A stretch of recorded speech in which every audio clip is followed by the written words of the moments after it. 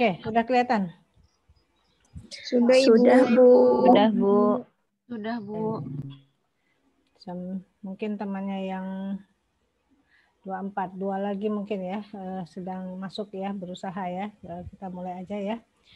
Oke, saya buka ya. Assalamualaikum warahmatullahi wabarakatuh. Waalaikumsalam warahmatullahi wabarakatuh. Waalaikumsalam warahmatullahi wabarakatuh. Topik kita adalah multiple comparison test atau uji lanjut ya.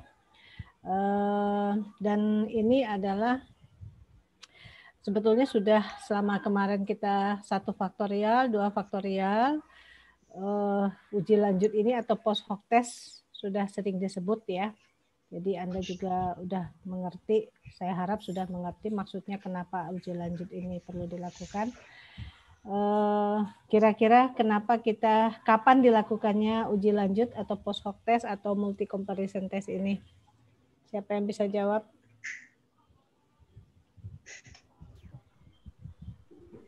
Ayo. Berbeda nyata.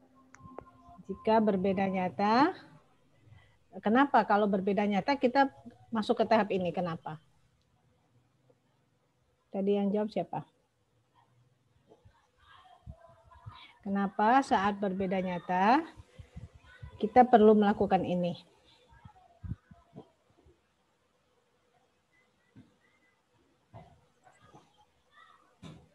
Nah, kalau nggak ada yang jawab, dipanggil nih.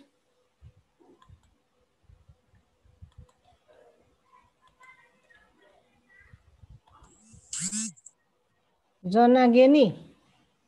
Kenapa saat berbeda nyata kita perlu melakukan uji lanjut?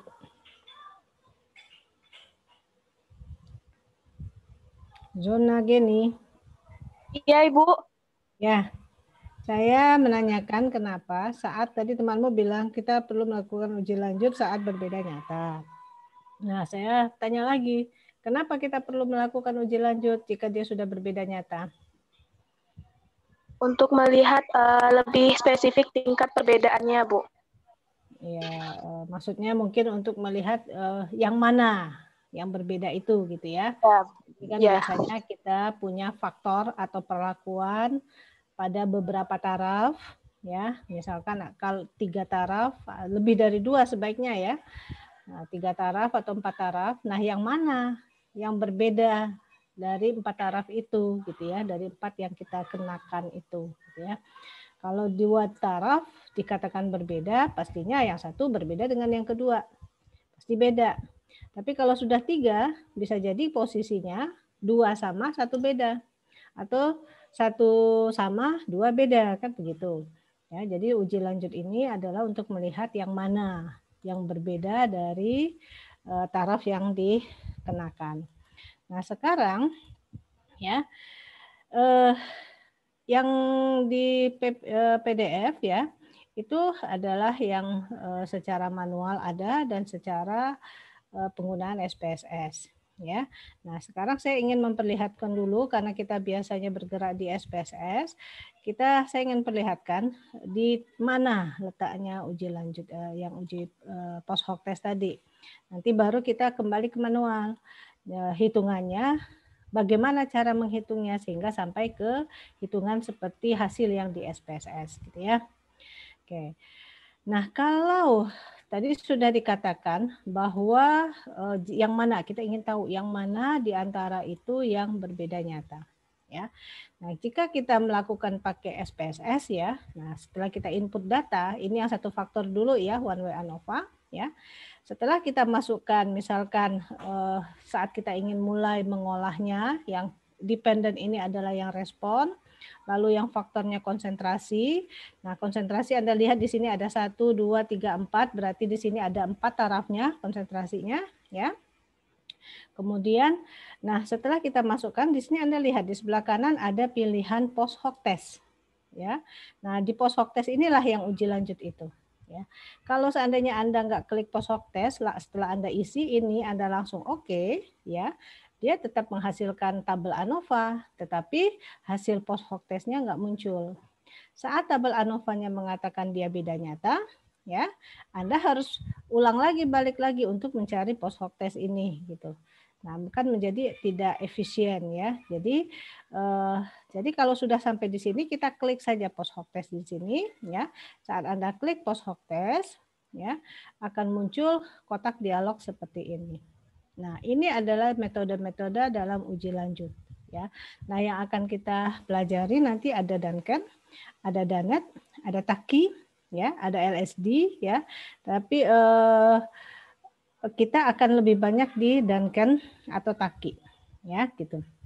Nah, tinggal Anda mau klik semua boleh, ya. Maksudnya semua di sini seperti LSD, ada Duncan, ada Taki, Anda klik semua, ya boleh saja. Umumnya dia akan memberikan jawaban yang sama, ya.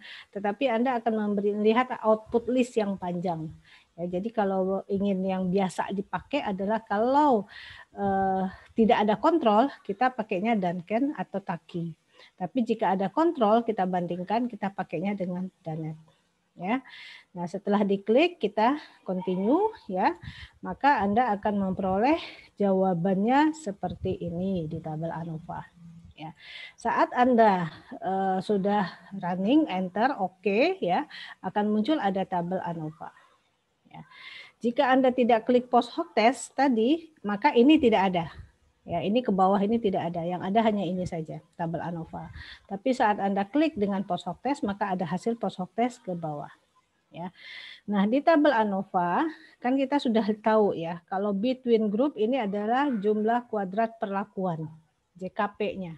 Ya. Ini jumlah galat dan ini total. Ya. Nah, hasilnya signifikansi kecil dari 0,000. Ini beda nyata atau tidak ini?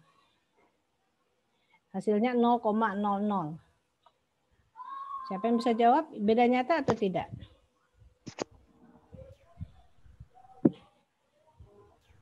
Ya. Beda enggak?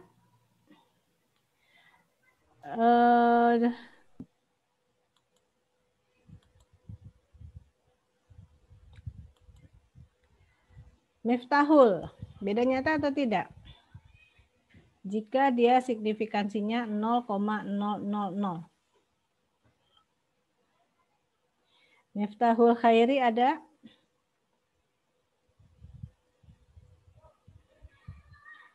Halo? Halo? Ini saya yang keluar atau bagaimana nih? Kayaknya putus ya. Tidak, Bu. Oh tidak? Tidak, Ada, Lalu Bu. kenapa kalian? Ada, Oh Bu. berarti Miftahulnya yang nggak ada ya? Oke. Dinda.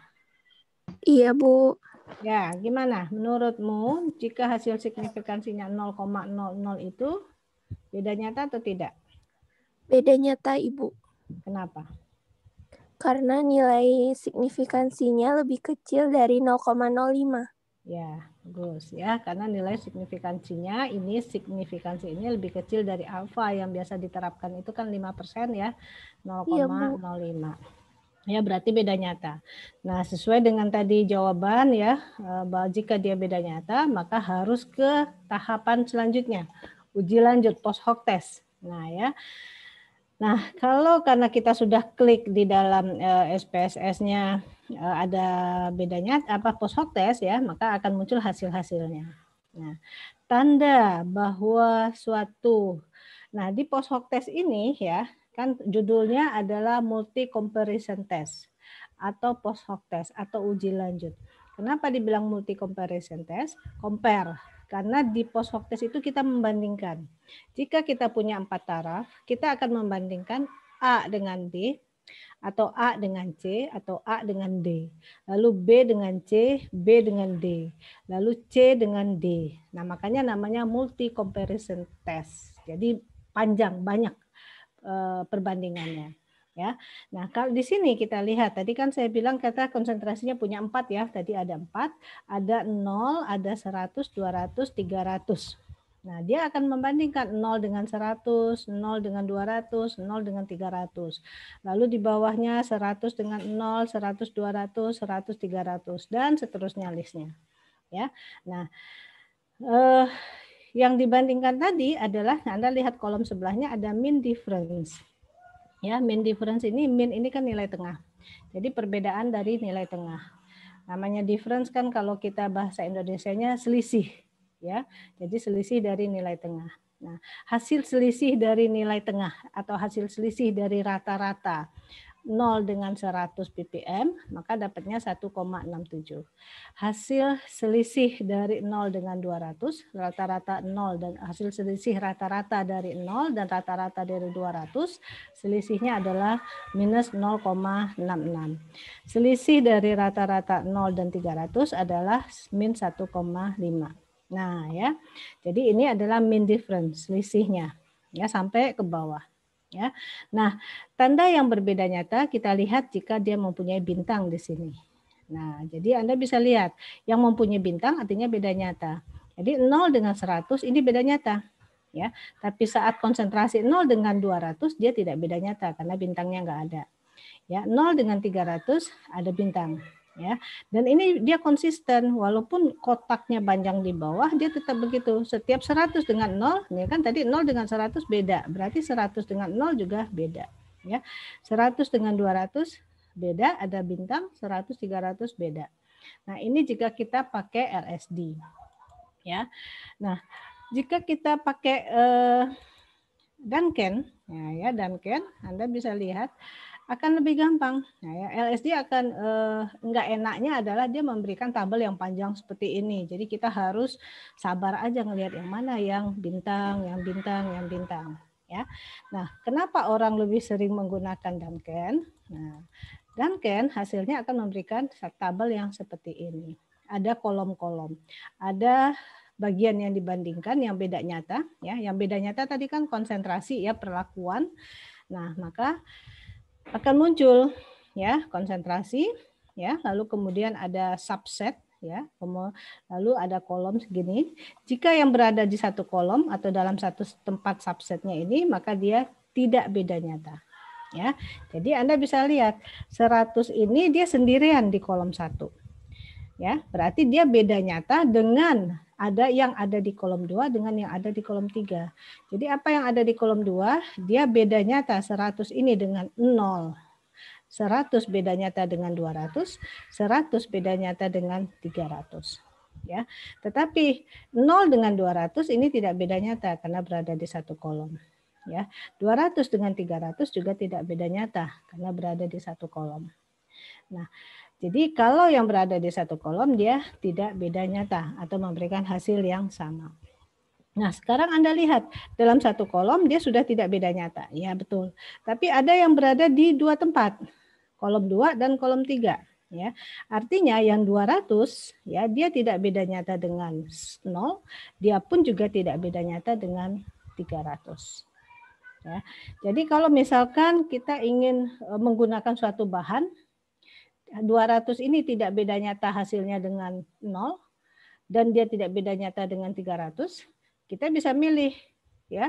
Kenapa kita pilih yang 300 menggunakan lebih banyak bahan jika tidak memberikan hasil yang berbeda gitu. Kalau kita menginginkan hasilnya sama gitu ya. Kenapa kita memilih dengan volume yang lebih banyak? Nah, lebih baik di volume yang lebih sedikit karena dia tidak memberikan hasil yang banyak ya. Biasanya perusahaan faktor ekonomis ya diperhatikan juga gitu ya dalam penggunaan bahan. Ya, seperti itu. Ya, itu saat kita menggunakan SPSS. Ya. Nah, sekarang bagaimana? Lalu pertanyaannya adalah ya. Tadi saya sudah perlihatkan di SPSS ya. Nah, angka yang difference ini. Ya, ini mean difference. Lalu di Duncan juga ada angka yang seperti ini. Ya, 3,4, 5,1, 5,7. Nah, sekarang pertanyaannya adalah dari mana angka 3,4, 5,1 ini? Ya, dari mana angka yang datangnya ini 3,1, 1,5 ya, dari mana gitu ya. Nah, itu datangnya ya harus kita pahami yang di tahap manual. Ya. Jadi di tahap manual ini adalah pondasi ya, pondasi kita mengetahui kenapa angka itu muncul. Ya, jadi saat SPSS sudah mengolah datanya, ya kita ngerti gitu ya. Oh, maksudnya seperti itu, gitu ya. Oke. Nah, kita lihat ya. Ya, jadi makanya saya balik lagi ke manual. Ya, kita lihat. Nah, di post hoc test ini ada beberapa. Tadi kan kita sudah lihat ya, sebetulnya metodenya banyak. Ya, di kotak dialognya yang post hoc test. Tapi yang untuk manual saat ini saya hanya memperlihatkan ada beda nyata terkecil. Ini beda nyata jujur atau taki ini biasanya. Ini Duncan ya, ada uji perbandingan dengan kontrol atau DANAT. Nah, jadi saat kita mempunyai sampel yang ada kontrolnya, maka kita menggunakan uji lanjutnya adalah uji DANAT. Ya, jadi umumnya seperti uji ORLAP, Anda biasa kan ada pembandingnya kontrol 1, lalu ada yang penambahan beberapa konsentrasi. Ya, uji lanjutnya adalah dengan DANAT. Kalaupun tidak uji ORLAP, mungkin uji treatment-treatment yang lain, misalkan di Anda mata kuliah apa, teknologi pengolahan TPP 1 ya kalau nggak salah ya, yang pertama. Ada yang tidak diapa-apakan, tidak dikenakan perlakuan. Ada yang perlakuannya diiris misalkan. Ada yang diiris dan dicelup sesuatu. Ada yang diiris dicelup dengan 2 bahan. Bagaimana? Mana yang lebih cepat browning misalkan. Nah, yang tidak diapa-apakan itu kan itu sebagai kontrol. Ya, jadi kontrol ini saat uji lanjutnya ya, ada uji lanjut yang akan digunakan, maka kita gunakan DANAT. Ya. Nah, saya coba pakai yang taki dulu ya, yang taki. Nah, saat kita menggunakan uji lanjut yang manual, data yang kita perlukan adalah tabel ANOVA ini. Ya, artinya apa? Artinya jika Anda secara manual mengerjakan belum mendapatkan tabel ANOVA, maka Anda belum bisa melakukan uji lanjut. Ya, uji lanjut kan dasarnya dari lihat beda nyata atau tidak di tabel ANOVA gitu ya. Jadi tabel ANOVA ini adalah tahap pertama dulu yang kita harus penuhi semuanya. Jika sudah ada beda nyata di sini baru kita ke uji lanjut. Nah, data apa yang kita ambil dari tabel ANOVA ya? Yang pertama adalah kuadrat tengah galat. Data ini kita pakai. Lalu ada derajat bebas galat. Ya, ini yang kita pakai. Ya. Oke. Nah, rumusnya ya, kita akan kan tadi ada different means ya, jadi kita akan bergerak pada nilai tengah. Nah, nilai tengah. Jadi kalau kita punya data seperti ini, ya, data seperti ini, Anda punya total dari masing-masing perlakuan, ini taraf A, taraf 2, taraf 3 gitu, ada totalnya, maka kita harus cari rata-rata dulu. Jadi ini dibagi 3, bagi 3, bagi 3, kita harus cari diff min-nya, ya, nilai tengahnya, rata-rata. Maka akan kita akan dapat nilai rata-rata dari A, rata B, rata C. Lalu data apa lagi yang diperlukan? Kuadrat tengah galat yang di tabel ANOVA tadi, derajat bebas galatnya, lalu kemudian ulangan. Nah, di uji lanjut ya, kita memerlukan yang namanya nilai kritis. Nah, kalau kita pakai taki, nilai kritisnya punya rumus tertentu. Kalau pakai DANAT ada juga nilai kritisnya. Kalau pakai Duncan ada juga nilai kritis yang Duncan. Ya, kita selalu ada nilai kritis. Nah, nilai kritis ini dari mana datangnya? Dihitung dari ini tabel. Nah, ini yang bulat ini sampai 6 ini adalah nilai tabel. Lalu kemudian nilai dari ini. Nah, nilai SY ini. Nilai SY ini dapat dari mana? Ini dia rumusnya yang di atas. Ya, rumusnya. Simple, tinggal memasukkan nilai KTG yang ini, masukkan seper R-nya yang ini, ya, akan didapat di akar, ya, dijumlahkan di akar kuadrat dapat 14. Lalu kemudian kalau ini 0,025,6 ini adalah nilai tabel. Ya, ini rumusnya ada di kalau untuk taki, ya, ini taki apa bedanya nyata jujur ya? Ada di sini. Nah, ini dia. Nah, ini beda nyata terkecil. Jadi mulai dari nilai kritis, ini tabelnya alfa bagi 2, makanya tadi nilainya adalah 0,05 bagi 2 menjadi 0,025,6 ya. Tinggal lihat tabel di 0,025 lalu kemudian di 6 ketemu di irisan berapa ya, angka tabel, lalu kalikan angka sini. Ya, dapat nilai. Ini hasil menjadikan nilai kritis. Lalu keputusannya dari mana? Keputusannya saat kita membandingkan A dengan B, nah, maka nilai tengah A kita selisihkan dengan nilai tengah B yang dirata-ratakan. Jika lebih besar daripada nilai kritis, maka dia berbeda nyata. Dikatakan berbeda nyata. Jika lebih kecil, maka dia tidak beda nyata. Ya, gitu. Kalau dia tidak beda nyata, secara manual kita kasih garis di bawah bahwa dia tidak beda nyata. Tapi kalau dengan SPSS tidak beda nyata, berarti tidak ada tanda bintang atau dia berada di kolom yang sama.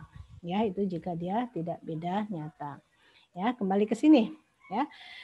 Jadi kalau kita bandingkan apakah A dan B, kita membandingkan perlakuan taraf A dan B, beda nyata atau tidak ya. Nah, tinggal kita lihat ya, kita selisihkan dulu nilai tengahnya. Didapat nilai tengahnya 68, kita bandingkan dengan nilai kritisnya. Nah, ini nilai kritisnya berapa nih? Nilai kritis BNT-nya 35. Ini lebih besar, maka dia dinyatakan berbeda nyata. Ya, jadi kalau kita melakukan manual, kita membuat perbandingannya adalah selisihnya dari mean difference-nya A dengan B, A dengan C, lalu B dengan C. Jadi kalau 3 AB, AC, BC, gitu ya. Kalau 4 AB, AC, AD. Lalu kemudian BC, BD, lalu kemudian CD, seperti itu. Nah, yang seperti yang Anda lihat di tabel SPSS yang panjang tadi. Ya, seperti itu. Oke.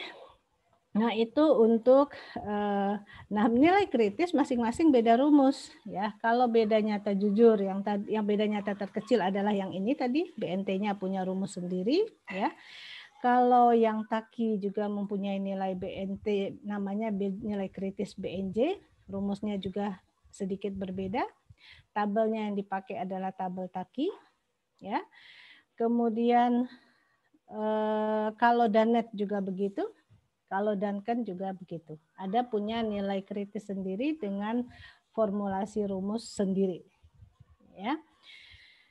Oke, nah dan dia selalu mean difference dan selalu kita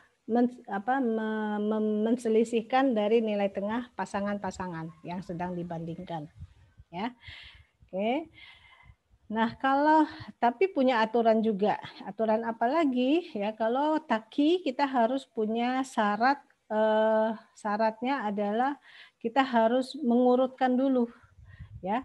Beda rataan terkecil dengan terbesar. Jadi ini kan tadi A, B, C tidak diurutkan, tapi saat dengan taki kita punya syarat pertama adalah harus diurutkan dulu dari terkecil terbesar. Jadi C dulu, lalu B, lalu A. Baru kita selisihkan. Kita bandingkan dari terkecil 1 dengan terbesar paling ujung dengan paling ujung, lalu paling ujung sini dengan tengah, lalu tengah dengan ujung. Atau istilahnya adalah terkecil 1 dengan terbesar 1, atau terkecil 1 dengan terbesar 2, atau terbesar 2 dengan terbesar 3 gitu ya. Tapi intinya prakteknya adalah ujung dengan ujung, lalu ujung dengan sini, lalu tengah dengan sini. Ya, selalu seperti itu dan dibandingkan dengan nilai kritisnya masing-masing. Jika lebih besar, ini berarti antara ini beda nyata. Jika lebih kecil, ini tidak beda nyata. Nah, kalau tidak beda nyata, kasih garis di bawah. Ya. Lalu kemudian ini lebih besar, maka dia beda nyata. Ya. Nah, kesimpulan kalau saat kita membuat kesimpulan, kita harus menyimpulkan ketiga perbandingan ini. Jadi kalau kita punya ada yang beda nyata hanya CB, maka kita bisa mengatakan CB berbeda nyata dengan A. Nah ini ya CB ini kan dia tidak beda nyata karena satu garis, tetapi dia berbeda nyata dengan A, ya berbeda nyata nggak ada garisnya, ya. Nah, tapi C dan B ini tidak beda nyata. Jadi C dan B tidak beda nyata, tetapi C dan B berbeda nyata dengan A, ya, karena tidak ada garis.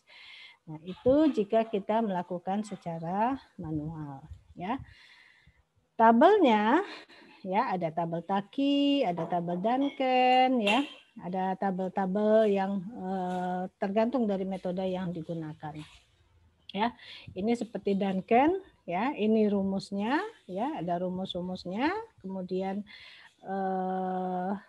sama seperti tadi, sama prinsip caranya juga sama, ya, dan akan diperoleh hasil yang seperti ini. Nah, Anda bisa lihat ya, mau pakai Taki, mau pakai Duncan, hasilnya selalu mengarah ke keputusan yang sama, bahwa CB tidak beda nyata, tetapi C dan B berbeda nyata dengan A. Ya, makanya dalam metode yang dipilih tadi, dari yang ada Taki, ada Duncan, ada LSD, ya Anda mau klik ketiga-tiganya boleh saja, tetapi nanti outputnya akan memberikan hasil list yang banyak. Ya, jadi kalau saya biasanya hanya Taki dengan Duncan yang saya suka pakai. Jadi itu duanya selalu memberikan hasil yang menguatkan gitu. Jadi sama dan menguatkan. Ya, kalau lebih males lagi ya Duncan saja juga sudah cukup. Duncan jelas kelihatan kolomnya gitu. Jadi nggak pusing ngelihat bintang-bintangnya yang mana. Tapi kalau ingin mengkonfirmasi sama nggak sih hasil Duncan dengan hasil yang lain, ya silahkan klik pakai tambah Taki. Begitu. Ya. Nah, nilai yang tadi 1,2, 1,6 yang tadi yang saya perlihatkan mean difference itu adalah nilai selisih ini. Nah, nilai ini adalah mean, ini adalah mean dari perlakuan yang C, ini mean dari perlakuan A, ini selisihnya, mean difference. Ya. Jadi tadi kan kita yang ini ya.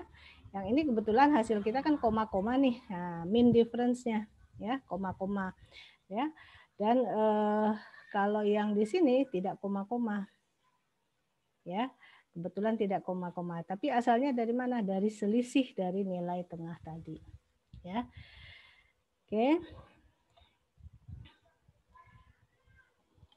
Oke, nah ini adalah tabel Duncan ya. Nanti prakteknya memang Anda tidak menggunakan manual ini ya, tetapi Anda sudah tahu bahwa yang dibandingkan itu tetap menggunakan data awal ya. Kenapa saya bilang tetap kita menggunakan data awal? Karena dia menggunakan data yang rata-rata dari data-data ini. Ya, jadi kita membandingkan beda nyata atau tidak itu data menggunakan data dari yang data awal ini. Jadi seperti ini 8 nanti dibagi 4, rata-ratanya 26 dibagi 4, 32 dibagi 4, 1, 2, 3, 4. Nah, itu yang menjadi nilai tengah.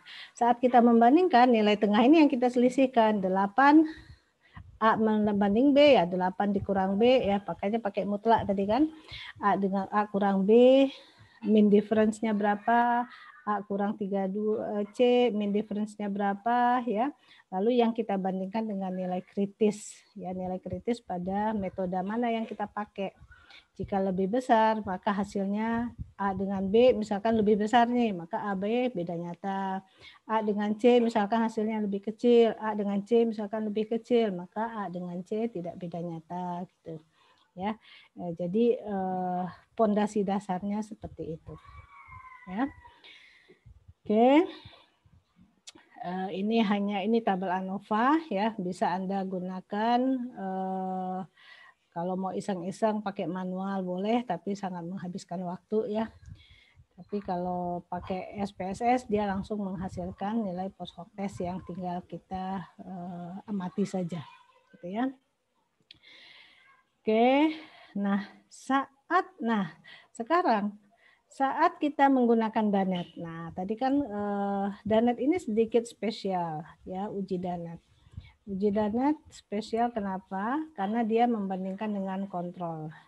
Coba saya cari teorinya tentang DANET. Nah, ini DANET. Ya.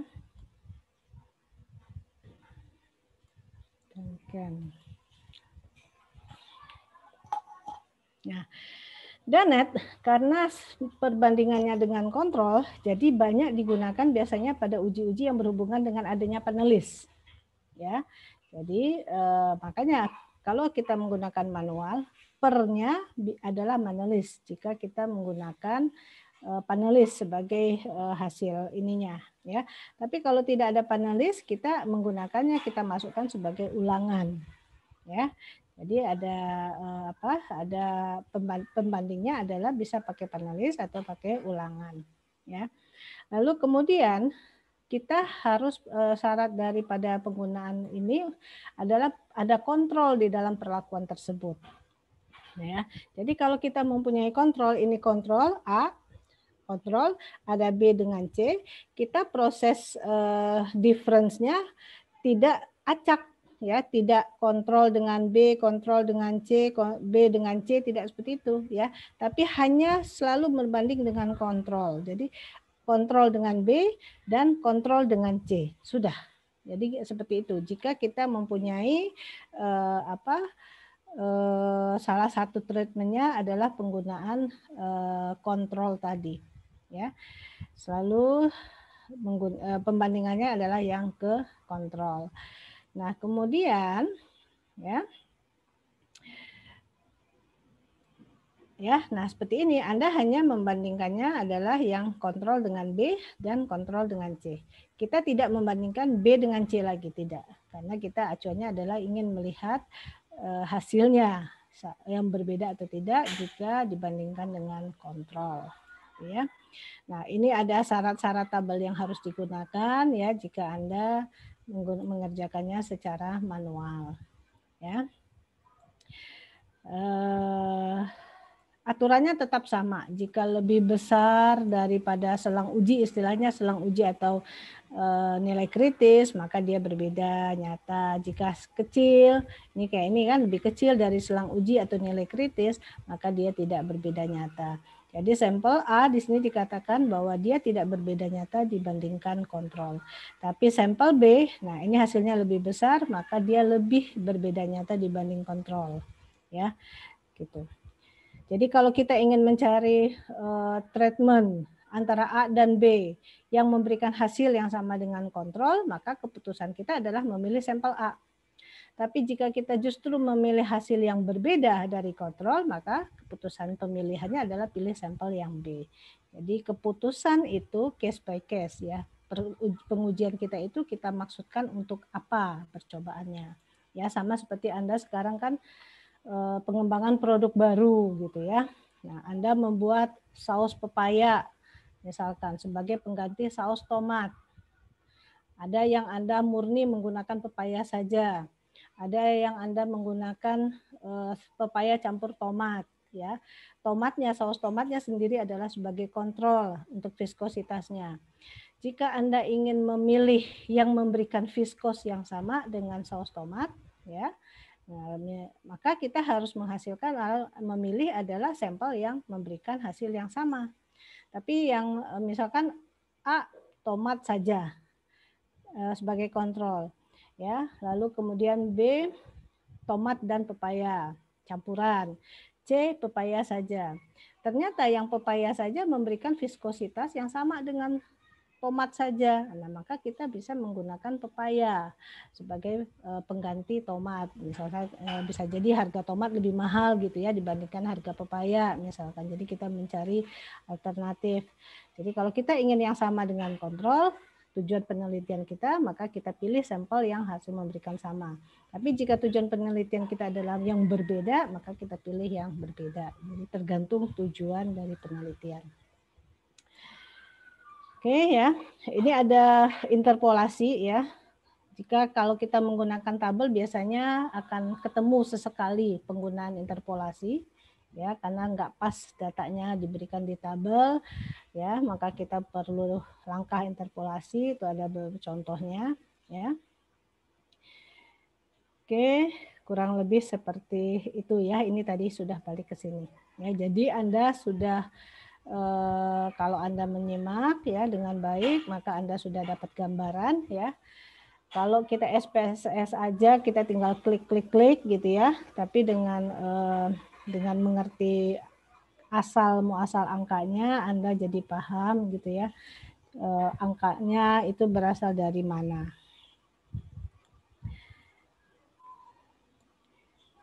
Sampai di sini ada yang mau ditanyakan dulu?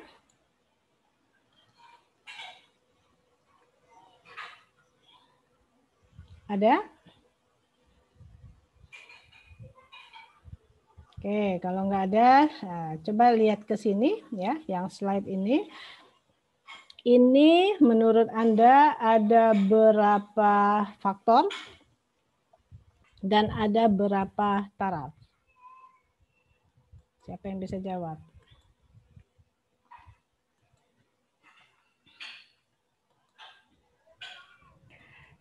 Ibu izin jawab. Ya. 2 faktor 2 taraf, Bu. 2 faktor, 2 taraf. Setiap faktor ada 2 taraf gitu ya, tepatnya ya. Nah, karena kebetulan tarafnya sama dia. Nah, ya. Jadi 2 faktor, faktor yang pertama apa? Penambahan sukrosa. Faktor yang kedua penambahan amonium sulfat. Dan kebetulan setiap faktor ada 2 taraf. Taraf yang pertama 5 dan 10 dan taraf yang kedua 10 sama 100. Lalu responnya apa responnya? Rendemen, Bu. Ya, responnya adalah rendemen nata de coco. Ya. Oke. Nah, saat kita sudah tahu itu sebagai respon, maka akan mudah Anda masukkan ke sini. Ya, kalau kita sudah berada 2 taraf, maka kita penggunaan SPSS-nya perginya ke general linear model. Ya. Jadi Anda harus ingat itu ya. Kalau kita cuma 1 faktor, kita perginya compare means. Lalu ANOVA one way. Ya, lalu baru kita masuk ke kotak dialog berikutnya. Tapi 2 faktor, Anda masuknya ke JLM, General Linear Model. Lalu klik univariate. Nah, ya, ini univariate. Setelah itu baru akan muncul kotak dialog seperti ini. Ya. Oke, nah kemudian yang sebagai dependen adalah yang respon. Nah, ini rendemennya ada di sini respon, ya. Nah, ini fix faktor karena 2 faktor masuk ke sini. Ya, tinggal Anda klik yang post hoc test. Ya. Kemudian kalau Anda kelompok, ya, kalau Anda misalkan 1 faktor dengan kelompok, kita perginya kemana? Ada 1 faktor dengan kelompok. Ada yang bisa jawab?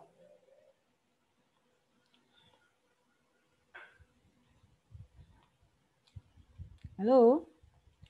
1 faktor dengan kelompok. Kemana saya ini?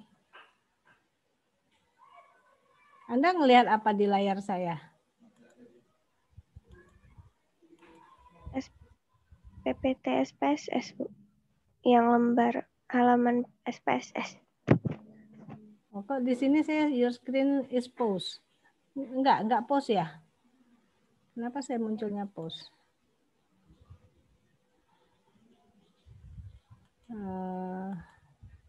Saya stop share dulu.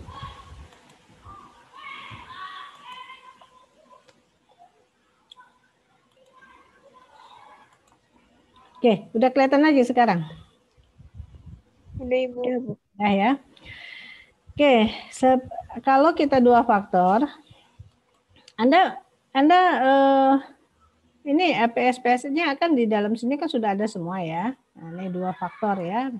Rancangan 2 faktor, maka kita perginya ke ya general linear model. Ya, ini sekadar refresh aja saya sekalian. Nah, oke. Nah, sekalian mumpung kita buka di sini. Apakah ada yang ingin menanyakan ya? Kenapa di sini ada faktor pakainya nominal? Ini kan kita input data nih, Anda udah biasa SPSS ini nominal, lalu ini scale.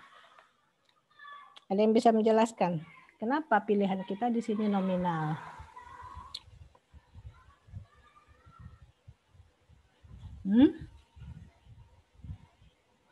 Nggak ada yang tahu? Menurut saya, Bu, seperti persamaan saja. Apa? Kalau scale kan yang diukur, jadi kita tuh mau mengetahui kalau nominal tuh hanya sebagai penamaan atau Iya, seperti itu. Istilahnya kalau kamu menamakan istilahnya penamaan ya. Tapi sebetulnya itu datanya data kategori namanya.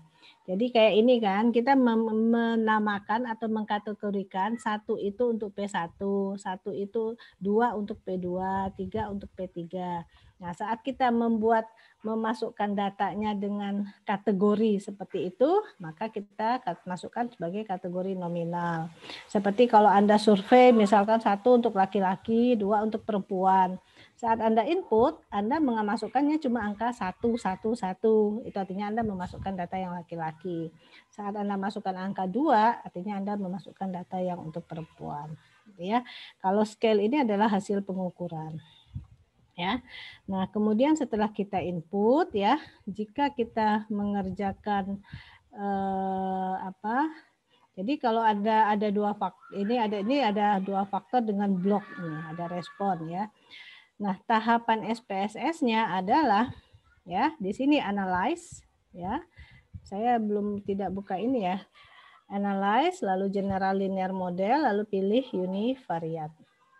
Ya. Oke, kemudian nah sebetulnya ya SPSS ini ada faktor ini juga, makanya kita perlu memahami cara manual ya, agar terbayang di kepala kita saat kita satu faktor, maka di ANOVA yang akan muncul adalah perlakuan dan galat. Hanya satu perlakuan, satu faktor ya, hanya dari JKP dan lalu ada galat. Ya, kalau kita dua faktor, maka akan muncul ada perlakuan A, perlakuan B, dan interaksi. Lalu ada galat. Kalau misalkan pakai blok dan sebagainya, maka akan muncul menjadi ada 3. Ada perlakuan A, ada perlakuan B, ada blok, lalu ada interaksi. Interaksi A dan B, interaksi A dengan blok, interaksi ketiga-tiganya. Nah, kenapa saya ingatkan itu? Ya, jadi saat Anda menggunakan SPSS, lalu Anda sudah enter OK, lalu kemudian hasilnya nggak muncul seperti dalam bayangan kita saat kita memahami secara manual, artinya tahapan klik Anda di SPSS ada yang salah. Ya, seperti itu. Jadi SPSS itu sebetulnya ada faktor intuisi juga, selain sebetulnya harus Anda hafal tahapannya gitu ya. Tapi misalkan Anda lupa ini yang mana sih tahapannya yang mana kan. Nah, kalau hasilnya tidak muncul seperti jika Anda mengerjakannya secara manual, ya berarti tahapan step Anda yang di SPSS yang salah klik. Tinggal balik saja. Enaknya di SPSS gitu, sudah enter, hasilnya kok tidak muncul angka atau hasilnya interaksinya misalkan nggak muncul, padahal harusnya ada gitu ya, karena dua faktor kan harusnya ada interaksi gitu ya, kok nggak muncul, berarti Anda tinggal back saja, tinggal pilih. Biasanya kalau dia dua faktor perginya adalah ke full faktorial sini. Ya, seperti saya ingatkan selalu kalau ada dua faktor berarti harus ada interaksi karena dia melibatkan dua faktor. Ya. Oke. Dan terus terang SPSS ini adalah belajar ANOVA itu adalah belajar yang case by case-nya, ketemu case yang lain belum tentu tahapannya harus itu juga gitu. Jadi tergantung tujuan daripada penelitian itu dilakukan. Ya, makanya tetap saja harus manual itu Anda pahami. Minimal tabel yang harus munculnya seperti apa di ANOVA-nya. Sehingga dalam mengerjakan SPSS kita bisa mengendalikan gitu loh. Jadi SPSS itu kita bisa mengendalikan apakah tabel yang kita inginkan itu udah sesuai belum dengan seperti yang Anda pahami gitu ya. Oke. Ini contoh saja ya. Ya. Ini biasanya ini pakai blok ini, kalau masuk ke random ini pakai blok, dan biasanya tahapan berikutnya adalah kita akan perginya ke custom biasanya. Atau kalau kita faktor kita tidak pakai blok, kita pilihnya di full faktorial. Nah, hal-hal yang begini kadang-kadang yang muncul suka tidak sama gitu ya. Ini kasusnya agak saya ngambil kasusnya agak berat yang ini ya. Jadi takutnya Anda malah bingung ya. Coba cari yang lain. Yang ini. Yang tahapan. Nah, ini yang simpel dulu. Nah, yang simpel ini ya tahapannya. Nah, ini dia. Ini maksud saya tadi. Ya, general linear model ya, pilihnya ke univariate. Ya, ini yang 2 faktor ya. 2 faktor yang full ya. Jadi habis itu di randomman adalah responnya di sini. Yang ini yang 2 faktornya masuk ke sini ya. Lalu yang di modelnya nanti Anda harus pilih yang di model adalah full faktorial ya. Kalau 2 faktor tadi ya. Kemudian post hoc test jangan lupa juga harus sekalian dipilih ya. Kalau full faktorial akan muncul kotak dialog seperti ini ya. Saat Anda ingin melihat deskripsi statistiknya, tinggal Anda klik di sini rata-ratanya ada berapa sih gitu ya. Jumlah data bagaimana? Ini silakan saja diklik-klik ini sebagai informasi kita, datanya ada apa ya. Kemudian jangan lupa post hoc testnya harus dipilih ya. Tinggal dipindahkan ya semua kiri ke kanan. Memang yang paling enak adalah post hoc testnya karena ini tidak ada kontrol, maka pilih saja Duncan ya, memang paling enak membaca yang Duncan. Kemudian hasilnya akan seperti ini ya. Nah, 2 faktor Anda lihat ya, ada muncul faktor pertama, faktor kedua, dan ada muncul interaksinya. Ini tanda bintang interaksi ya. Jika 2 faktor Anda tidak muncul ini, nah, berarti step SPSS Anda tadi ada yang kelewat atau ada yang salah klik. Ya. Jadi ini harus diingat yang model ANOVA-nya harus seperti ini. Kalau 2 faktor. Nah, ini kita bisa lihat ini ya. Yang ini 0,04. Ini beda nyata enggak ya? Sukrosa 0,04. Ada yang bisa jawab? Siapa yang bisa jawab? Kalau enggak saya panggil nih. Kalau hari ini kita kuis harusnya Anda sudah paham nih. Jody. Jody Naibaho. Ada Jody? Jody? Enggak ada. Ezra Yola. Ada? Enggak ada. Dini. Iya, Ibu. Menurutmu 0,047 terima H0 atau tolak H0? Tolak H0, Bu. Tolak. Tolak ya? Kenapa? Karena dia lebih kecil dari signifikansi. Iya. Artinya beda nyata ya. Berarti Iya, nanti Ibu. kalau kita di post hoc test, yang muncul adalah yang sukrosa. Sukrosa beda nyata. Amonium beda nyata enggak? Terima H0 atau tolak? Terima H0, Bu. H0, artinya tidak beda nyata. Jadi kalau Iya. kita buat post hoc test, amonium enggak muncul dia nanti di itu. Karena dia tidak beda nyata. Interaksi sukrosa dan amonium juga tidak beda nyata. Ya, jadi kalau kita lihat post hoc test yang akan muncul hanya sukrosa karena cuma dia yang beda nyata. Ya. Oke. Oke, ya seperti ini. Oke. Ya, sampai di sini ada yang mau ditanyakan? Ini kelas ini adalah kelas yang paling banyak saat saya panggil orangnya nggak ada. Yang lain-lain paling 1. Ya, kalau ini dari tadi setiap saya manggil 2, 3, 2 nggak ada. Jody, ada nggak Jody? Jody, nggak ada. Ezra Yola, sudah ada nggak? Sudah, Ibu. Sudah. Tadi kamu kemana? Belum sempat ini, belum sempat klik. Tadi HP-nya nge-lag, Bu, jadi udah. Oke. Andre, mana Andre? Andre Anugrah, ada nggak orangnya? Hadir, Ibu. Hadir. Oke. Berikutnya lagi, apakah Anda terkendala atau maksudnya bingung saat menginput? Saat menginput ini seperti angka 1, 1, 1, 1, 1, kenapa 1, 1, kenapa 2, 2, lalu harus berapa banyak? Ada nggak yang terkendala? Kalau Anda bingung apa? Ya, bingungnya di mana?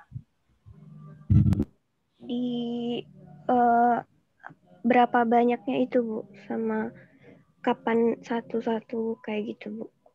Oke. Jadi seperti ini ya. Misalkan saya ambil contoh begini ya. Dalam soal bisa jadi posisinya seperti ini. Ya, bisa jadi bukan seperti ini, yang gelatin ini yang berada di sini misalkan, yang operannya berada di sini. Nah, kalau kondisinya tidak seperti yang Anda pahami saat belajar, Anda ubah saja posisinya seperti yang saat Anda belajar. Ya, Anda ubah seperti posisi yang di sini. Ya, nah yang posisi ini. Ya, Anda ubah, tapi jangan sampai angka-angkanya ikut balik-balik gitu ya, jangan sampai angkanya jadi ngacak lagi, jangan ya, tapi tetap digelatin di ulangan 1 pada 0,2% nilainya 37,67 misalkan, maka Anda harus menyamakan nilai itu ya. Gelatin pada 0, pada operan 1 gelatin 0,2 ya 37,67. Jadi angkanya harus jangan sampai salah masuk, jangan sampai di irisan ini operan 1 dengan gelatin 0,2 yang Anda masukkan angka ini misalkan, itu menjadi salah ya. Asal dia tetap angkanya sama. 0,2 di operan 1 nilainya 37,67. Ya, jadi Anda ubah misalkan 0,2 di operan 1, ini kan ini operan itu kan ini hasilnya ya. Operan 1 berarti di ulangan 1 37,67. Ya, setelah di posisi ini Anda paham ya, baru kita belajar menginput ya. Kita anggap ini adalah konsentrasi ya, ini adalah perlakuan 1, ini adalah 2 ya, perlakuan 2. Konsentrasi perlakuan 1 mempunyai taraf 1, 2, dan 3. Dari perlakuan 2 yang taraf faktor 2 hanya perlakuan 1, perlakuan 2, perlakuan 3. Nah, kalau saya nih, sebetulnya setiap orang punya style sendiri. Kalau saya lebih suka, misalkan kita mulai dengan konsentrasi. Saya akan selesaikan dulu yang ini sebagai 1. Ini saya selesaikan, saya input dulu. Jadi yang untuk saat di konsentrasi, yang 1 ada 1, 2, 3, 4, 5, 6. Saya akan input satunya sebanyak 6 kali. Saya akan input yang 2, ini nomor 2-nya adalah sebanyak 6 kali. Yang 3-nya sebanyak 6 kali. Jadi kalau ditulis kurang lebih hasilnya seperti ini. Di konsentrasi ya, di konsentrasi. Nah kalau ini beda lagi, yang ini ke samping. Tapi sebetulnya saya tidak model itu yang saya suka ya. Modelnya adalah model yang 1 ke bawah. Kebetulan nggak ada contohnya nih di sini. Ya. Lalu kemudian setelah kita masukkan konsentrasi, ini kan yang faktor pertama kita fokus. Lalu baru ke faktor yang kedua. Yang gelatin apa? Yang gelatin ini adalah gelatin 1 di ulangan 1 gitu ya. Lalu masukkan di ulangan 2. Ada yang lebih suka mulai dari kolom, ada yang suka memasukkan dari baris ya.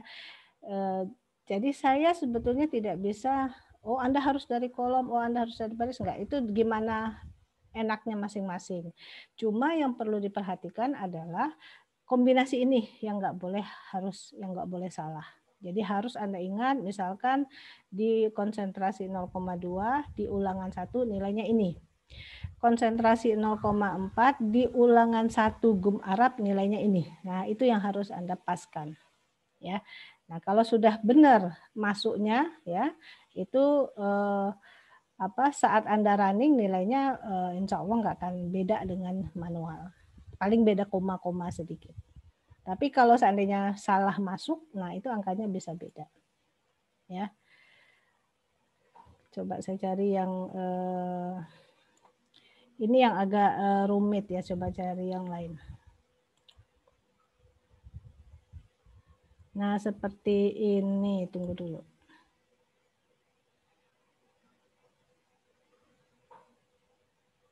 Nah, seperti ini misalkan ya. Nah, ini ya, contoh saya tadi yang masuk cara kolom. Ini susunya ya, susunya ada jenisnya existing A, B dan C. Ya. Jadi ini sebagai 1, ini 2, ini 3, ini 4. Nah, kita mulai dulu masukkan yang 1. Yang 1 ada berapa nih? 8 ya. Ya, yang 1 ada 8. Maka kita bisa memasukkan seperti ini. Ya, setelah kita variabel ininya, maka yang untuk jenis susu yang satunya sampai 8 kali. Yang 2-nya juga sampai 8 kali. Yang 3-nya sampai 8 kali. Jenis susu selesai. Dia masuk. Lalu ada apa lagi? Ada suhu ya. Nah, kemudian ada suhunya. Nah, suhunya ini suhunya ada 2 jenis. Suhu 30 kita anggap 1, suhu 40 sebagai 2. Artinya apa? Nah, di saat di sini yang 1 kita masukkan sebanyak 4 kali. Yang untuk sejajar dengan existing. Yang 2 kita masukkan sebanyak 4 kali. Artinya apa? Nah, seperti ini Anda lihat ya. Yang 1 ini kan tadi kita tahu existing ya. Yang 1 ini adalah existing. Yang 1 masuknya 4 kali, yang 2 masuknya 4 kali. Nah, saat yang susu jenis 2 juga begitu. Yang satunya 4 kali, yang 2-nya 4 kali. Jadi akan seperti itu terus dilakukan. Kita konsisten berdasarkan ini ya. Jadi saat susu yang 1, yang suhu di 1, satunya sebanyak 4 kali, yang suhu yang kedua masukin 4 kali. Saat sejajar dengan jenis susu yang kedua, suhu yang pertama dimasukkan 4 kali, suhu yang kedua 4 kali. Sejajar dengan yang ketiga juga begitu. Ya. Berarti sudah masuk jenis susu, lalu masuk suhu. Lalu apalagi? Bulan, lamanya bulan penyimpanan. Ya, bulan penyimpanan misalkan nih, ini 1, ini 2, ini 3, ini 4 pada suhu yang jenis 1, pada produk yang jenis 1. Jadi lama simpan bulannya adalah 1, 2, 3, 4. Nah, makanya Anda akan melihat hasilnya seperti ya, seperti ini. Yang lama penyimpanannya adalah 1, 2, 3, 4. 1, 2, 3, 4 terus. Jadi di jenis susu yang pertama, maka ada lama penyimpanannya 2 kali putaran. Ini segini sampai 4, ini segini sampai 4. Di jenis susu yang kedua, lama putaran penyimpanan juga 1, 2, 3, 4, 1, 2, 3, 4. Nah, memang harus fokus saat kita mengentry ini. Ya, jadi di jenis yang susu yang ini lama penyimpanannya ada jenisnya 4 kali, di suhu yang kedua ada yang 4 kali. Ya. Nah, setelah sudah masuk baru kita entrykan angkanya. Nah, saat mengentrikan angka kalau kita sudah berdasarkan kolom-kolom begini ya akan gampang, tinggal Excel aja copy paste ini satu baris ini langsung pindah seret. Ini pindah ke bawahnya seret, ini pindah di copy, pindah, ini pindah ya. Ini yang jenis ketiga tinggal angkat. Ya, seperti itu. Saat kita mengerjakannya dengan kolom gitu ya, ini tinggal pindah. Kalau dengan baris, nah ke samping ulang ketik. Makanya saya lebih suka mengerjakannya dengan kolom. Kalau baris ya bisa saja, paling nanti di Excel-nya ditranspose gitu, tapi kan repot gitu ya. Nah, itu gaya saya. Nah, Anda mungkin punya gaya yang berbeda ya, yang Anda lebih mudah paham. Ya, silahkan saja. Oke, ada lagi yang mau ditanyakan? Ibu, saya mau bertanya. Saya mau bertanya perihal pemilihan model, Bu. Saya masih bingung kapan menggunakan full factorial atau menggunakan custom, Bu. Kalau custom itu umumnya blok, kelompok. Ya, kalau custom misalkan Anda jadi kita pokoknya ada faktor kelompok lah ya. Kapan kita pakai kelompok? Jika kita tidak bisa menganggap dia sebagai suatu yang homogen ya, harus dipisahkan gitu ya. Nah, itu kita pakainya custom. Tapi kalau full factorial itu jika tidak ada kelompok seperti seperti tadi ya, yang contoh kita tadi ada 2 faktor amonium sulfat dengan sukrosa, lalu ada ulangannya. Nah, itu berarti full factorial gitu ya. Jadi yang custom itu umumnya adalah kelompok. Seperti Anda juga yang uji panelis. Uji panelis kan satu faktor sebenarnya, ya. Lalu panelis-panelisnya yang kita anggap sebagai blok kan. Nah, itu kita mengerjakannya di general linear model. Lalu yang itu juga bisa masuk ke custom. Nah, seperti itu. Sebetulnya custom itu umumnya dengan ada yang kelompok itu. Ya. Nah, misalkan tapi ada juga kadangkala nggak muncul SPSS-nya gitu ya. Itu karena saya juga sampai saat ini mengoperasikan ANOVA begini ya, sering kadang-kadang di sini nilainya angkanya cuma titik. Nah, artinya nggak pas itu kadangkala ya, nggak pas dan akhirnya nggak pas di custom, berarti full faktorial gitu ya. Jadi sebetulnya makanya saya bilang kita itu harus paham dasar ANOVA yang tabelnya dulu. Jadi kita punya bayangan saat dia adalah 2 faktor murni, dalam bayangan kita, pemahaman kita, Anda sudah tahu akan ada faktor A, ada faktor B, dan ada interaksi. Tapi lalu Anda kemudian mengerjakan pakai SPSS, Anda klik. Misalnya Anda kekliknya pakai custom atau salah letak, harusnya di fix, Anda letakkannya di faktor di random gitu ya, di bawah gitu ya. Nah, akan nanti hasilnya mungkin tidak akan muncul, hanya di signifikansinya angkanya titik. Nah, berarti kan tadi ada step kita yang salah. Kok nggak sama dengan yang harusnya kita pahami gitu. Anda tinggal balik lagi aja, ulang lagi. Oh, berarti tadi nggak cocok custom kayaknya, ini harusnya full faktor. Nah, jadi kayak di SPSS itu rasanya lebih fleksibel dengan seperti itu. Jadi kita pemahaman dasarnya harus memahami dulu bayangan tabel ANOVA yang muncul. Jadi SPS ini hanya alat bantu aja, membantu memikirkan ya. Tapi kita udah tahu bahwa dia akan muncul harusnya seperti ini nih. Gitu. Ya, makanya saya selalu mengingatkan manual itu harus tahu dulu karena SPSS sebagai alat bantu. Ini kayak lama penyimpanan, ini kan sebagai kelompok ya. Ini sebagai kelompok, dimasukkan di random. Kalau kita sudah masukkannya ke random, ya kita bisa biasanya nih kalau sudah masukkan ke random di sini cukup langsung full faktorial. Tapi kalau kita di sini lama penyimpanan ini kita masukkan ke fix, ya ke fix, maka di sini dia harus pilihnya ke custom. Nah, seperti itu. Ya. Dan terus terang memang harus sering-sering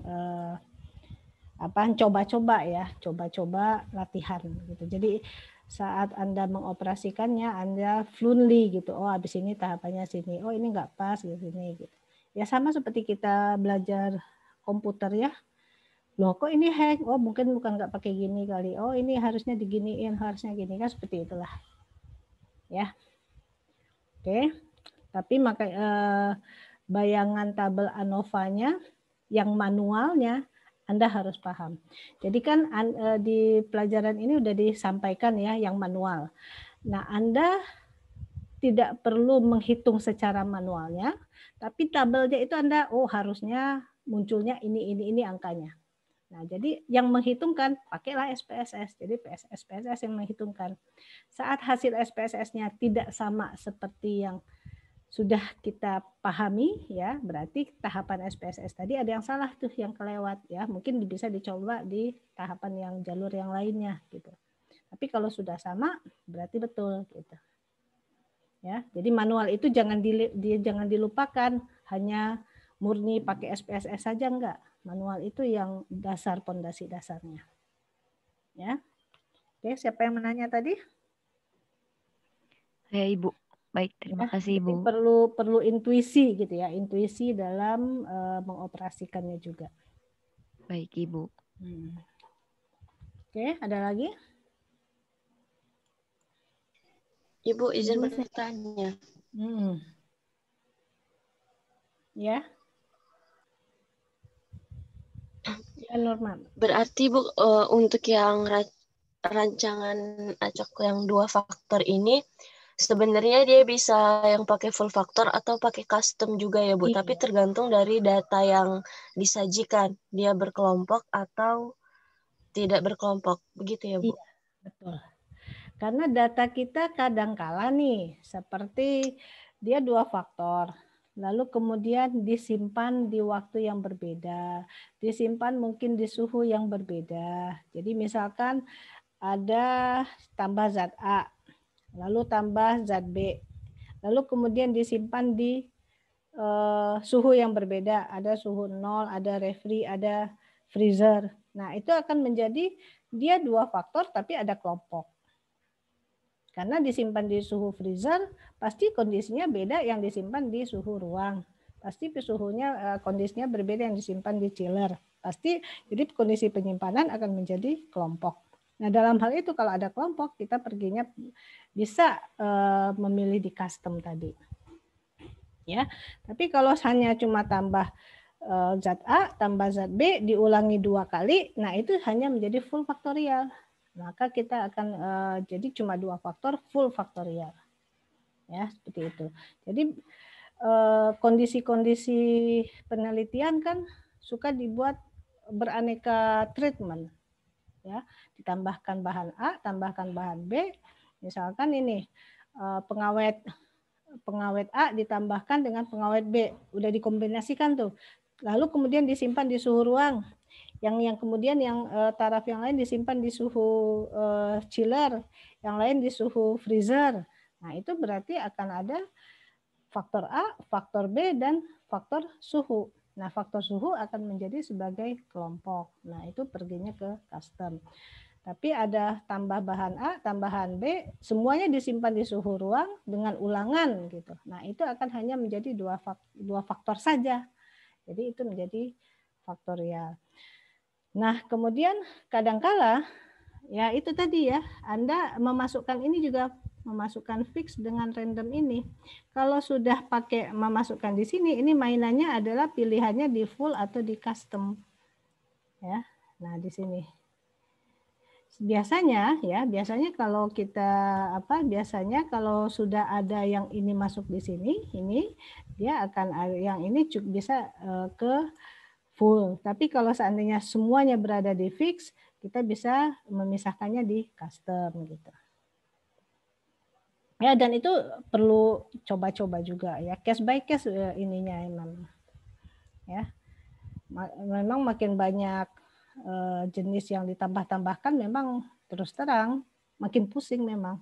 Karena makanya yang percobaan ini sampai tingkat kuliah di tingkat yang tingkat tinggi juga ya, berbagai penelitian gitu ya tetap dipakai karena dia fleksibel, bisa jenis berbagai treatment dipakai gitu. Ya. Oke, ada lagi?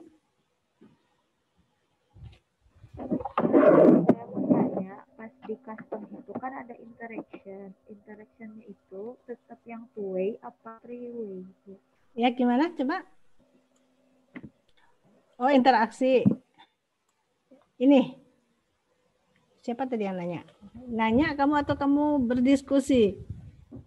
Ya, Bu. Nah, yang ini yang kan bisa ke custom. Kalau misalnya si faktorialnya itu ternyata misalnya ada kesalahan di kitanya, jadi kita tuh pakai custom. Nah, tapi pas di custom tuh kan itu ada type itu kan, ada interaction kayak gitu. Nah, itu tuh saya tuh masih bingung interactionnya itu yang 2-way apa 3-way kalau yang di GLM ini. Nah, biasanya sih pilihannya 2-way. Ya, kalau kita klik itu otomatis dia biasanya 2-way. 2-way ANOVA yang ini kan maksudnya kamu ya, type yang ini ya.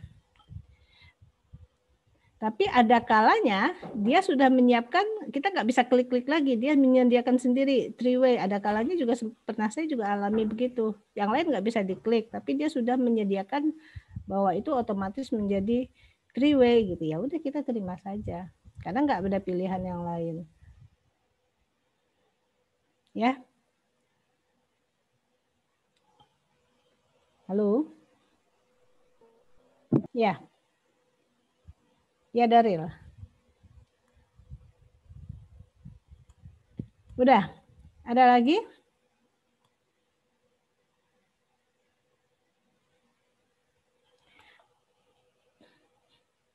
Nggak ada lagi ya? Sudah ya?